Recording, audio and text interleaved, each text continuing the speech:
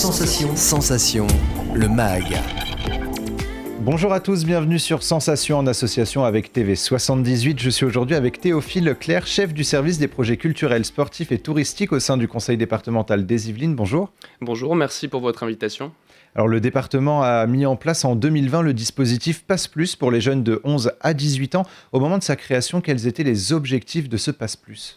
Alors en effet, le Pass Plus est un portefeuille électronique d'une valeur de 80 à 100 euros et qui est disponible dès l'entrée en sixième jusqu'à la majorité. Et il répondait à 3 objectifs principaux. Le premier, c'était d'inciter et de faciliter la pratique sportive et d'activités culturelles. Mais c'était également un soutien financier aux familles, qui est d'autant plus important aujourd'hui avec la crise économique que nous connaissons.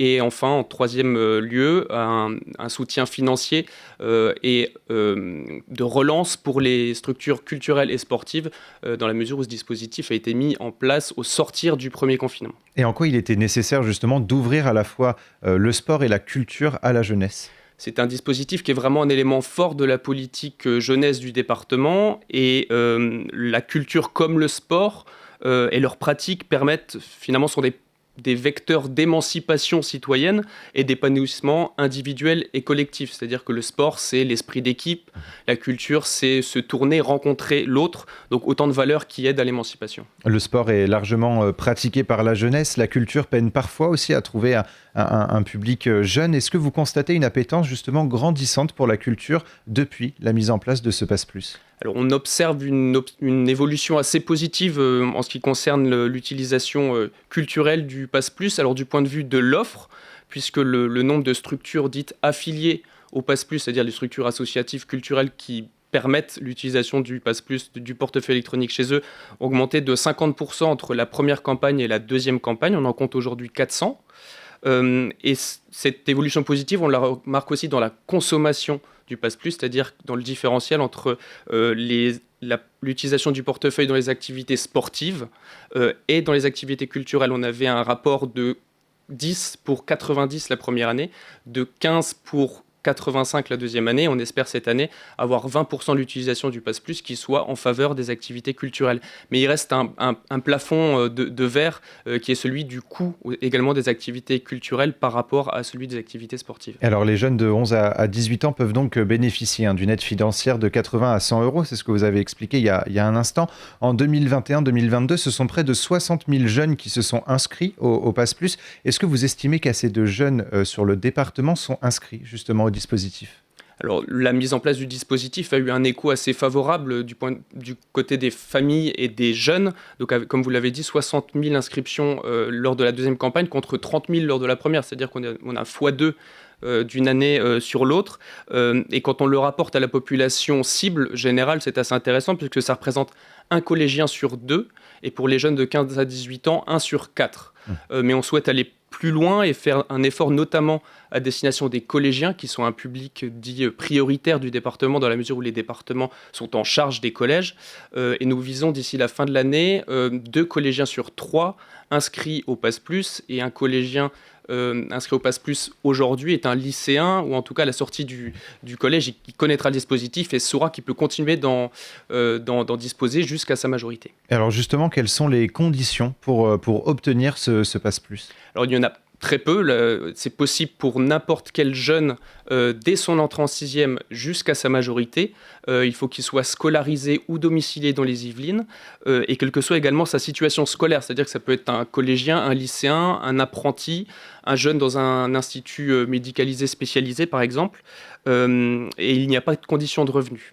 Et alors, face à ce que le département estime être un succès croissant, le conseil départemental a décidé d'étendre le dispositif aux jeunes majeurs jusqu'à 21 ans et issus de l'aide sociale à l'enfance et en foyer des jeunes travailleurs. Alors, pourquoi vous tournez-vous vers ces jeunes et de combien de jeunes concernés parle-t-on ? Alors, il s'agit finalement d'un processus de continuité puisque ces jeunes, dès leur sixième, pouvaient déjà bénéficier du Pass Plus. Donc on a souhaité continuer à les accompagner avec un soutien dans leur pratique du sport et de la culture. Et de la même manière, c'est des jeunes qui continuent à être suivis par les services du département. Donc c'était vraiment une action de continuité et pour les accompagner dans la transition vers leur vie active. et ça représente pour les jeunes dits en contrat jeunes majeurs, c'est-à-dire qui continuent d'être suivis par les services de l'aide sociale à l'enfance du département, c'est 720 jeunes environ, et pour les jeunes qui sont en foyer jeunes travailleurs, c'est 300 jeunes sur le territoire. Est-ce que justement cette demande, donc plutôt des 18 à 21 ans, donc là où ça a été étendu, est-ce qu'il y avait une demande, justement une appétence pour ce Pass Plus ? Oui, d'autant plus que le Pass Plus est un dispositif au service des politiques publiques du département, et notamment de celles où des compétences, on va dire, obligatoires du département. Les solidarités en font partie. Les politiques des solidarités, c'est l'aide sociale à l'enfance, c'est l'aide aux familles en situation délicate d'un point de vue financier. Donc en cela, on travaille main dans la main avec la direction des solidarités du département qui s'occupe de ces personnes, de ces publics, et il nous avait fait remonter en effet ce besoin et cette nécessité de continuer à les accompagner jusqu'à 21 ans. Et ce dispositif se traduit en portefeuille électronique. Est-ce que le budget reste le même pour les jeunes de l'ASE et en FJT ? Alors, il reste le même que ceux pour les jeunes de 6 à 18 ans qui sont boursiers, c'est-à-dire c'est un portefeuille de 100 € et qu'il est possible, c'est un portefeuille dit CCAP, c'est-à-dire qu'on peut l'utiliser, il faut faire le choix d'utiliser une partie du portefeuille, 80% du portefeuille, donc 80 €, soit dans le sport, soit dans la culture, et d'utiliser le reste du portefeuille dans l'autre discipline. Et depuis septembre 2022, le Pass Plus est donc étendu aux autres jeunes de 11 à 21 ans issus de l'ASE et les jeunes en foyer de jeunes travailleurs. L'accès à la culture ou au sport demande bien souvent d'avoir les moyens. C'était un devoir pour le département d'aller justement vers un public jeune sans beaucoup de moyens et en demande. Alors c'était un devoir, oui, dans le sens où, comme j'ai pu le dire, c'est une compétence du département de s'occuper de ces publics, de leur proposer des accompagnements et des aides, mais c'est un choix de le faire avec la culture, via le sport et la culture. Mais j'ajoute que cette aide s'inscrit plus largement dans toute la politique du département à destination de ces publics. Alors justement, le département, est-ce qu'il est force de proposition en termes de culture et de sport ? Est-ce qu'on peut y trouver nos comptes, justement ?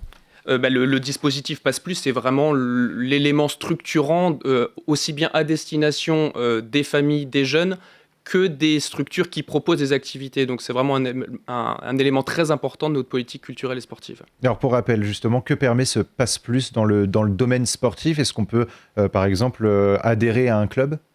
Tout à fait. Donc dans le domaine sportif, on compte 1100 associations sportives qui sont affiliées au Pass Plus, et ça permet donc pour ces associations d'avoir de nouveaux inscrits, par exemple, et pour les jeunes, en effet, de manière très concrète, ça permet de payer une partie de sa licence de football, de handball, par exemple, ou de basket, qui sont les activités les plus plébiscitées, mais ça permet également d'avoir une réduction sur la location d'un cours de tennis, par exemple. Et dans le domaine culturel, quels sont les exemples d'activités culturelles dont les jeunes peuvent bénéficier à moindre coût finalement grâce à ce Pass Plus ? Les activités les plus plébiscitées dans le domaine culturel sont la musique, le théâtre, la danse et même les escape games.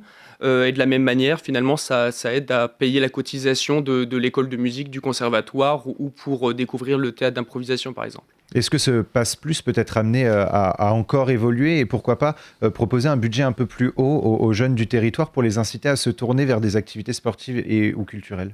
Alors, c'est une des aides les plus généreuses que l'on a en France, mais le département souhaite aller plus loin, notamment sur ce qu'on appelle les bons plans, c'est-à-dire des possibilités, des propositions ponctuelles que peuvent proposer les structures affiliées. C'est-à-dire finalement, le premier axe va être celui d'événementialiser davantage le Pass Plus. Nous travaillons par ailleurs à faire évoluer le dispositif pour qu'il soit plus favorable aux jeunes en situation de handicap.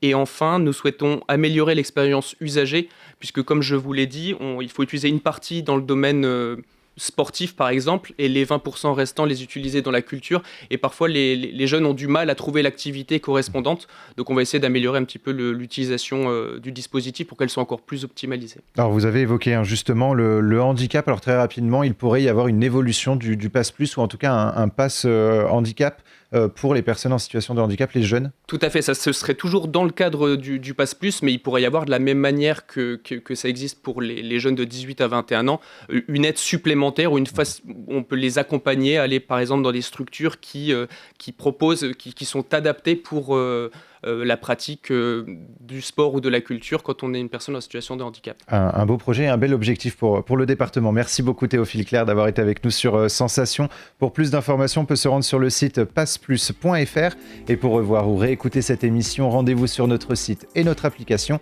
Radio Sensation.